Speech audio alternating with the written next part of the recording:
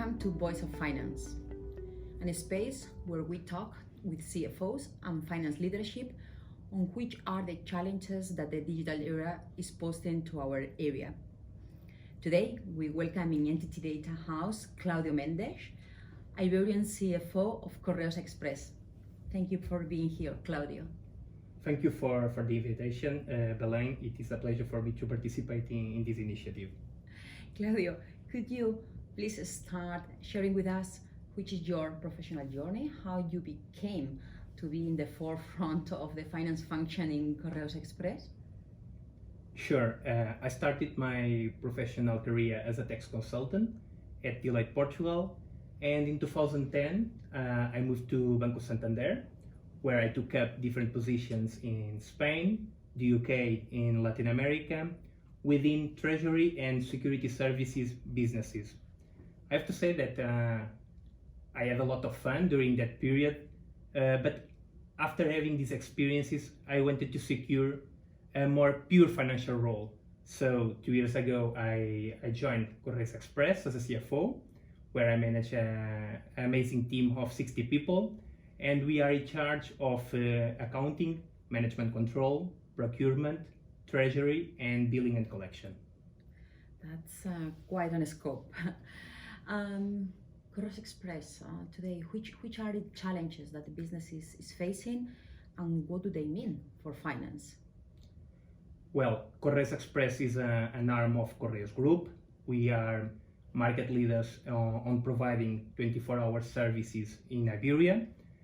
I think it's important to say that we are quite happy with the good performance of Correos Express during the last years. And for time being, we are in the process of exploring some international expansion opportunities. Important to add as well, our business is very, very dynamic and absolutely linked with technology, where e-commerce and parcel traceability play a very important role. Moving on to the challenges of our finance team, I think the challenges are related to budgeting and forecasting in terms of trying to innovate on that, related to paperless initiatives, and also, and not least important, empathy with the rest of stakeholders. You've mentioned about being able to report, forecast in a different way. What does this exactly mean for the finance team? And beyond changing the ways of working, beyond the new technology, what do you think is the real change behind? I think I have to say that accounting expertise is still continuing very, very important for a CFO. It's key.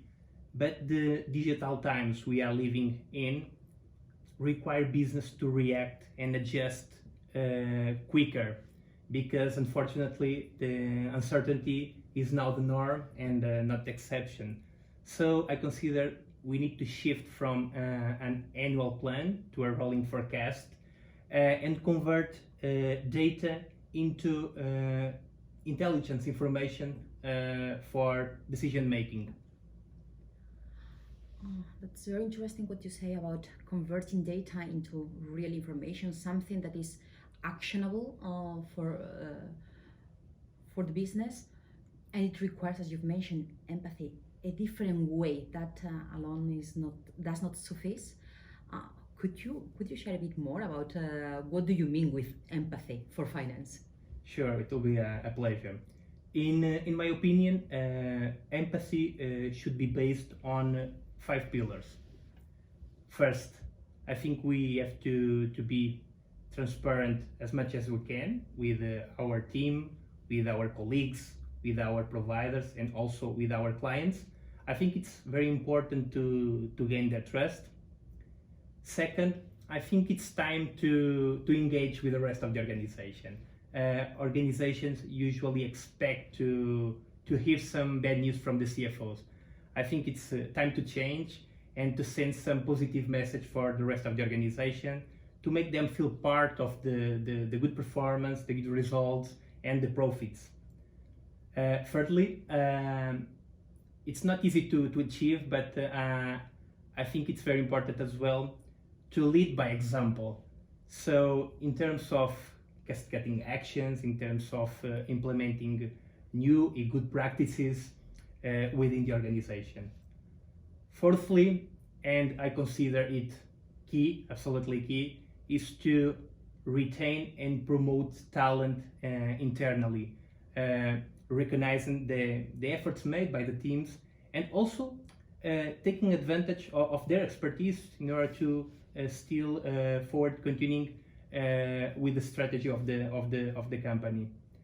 And last but not least, I think nowadays we have to promote some green initiatives, both internally and externally. Those are great 5 very key things that I think if they have anything in common, all of them recognize the company-wide impact that we have in finance. So I think that to be credible to this impact, that topic you've mentioned of leading by example is just one of the topics really spot on in my view.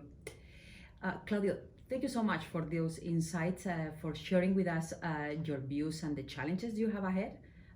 Good luck with that journey. And to all of you, we appreciate joining in this conversation and welcome you to keep connected into the next one.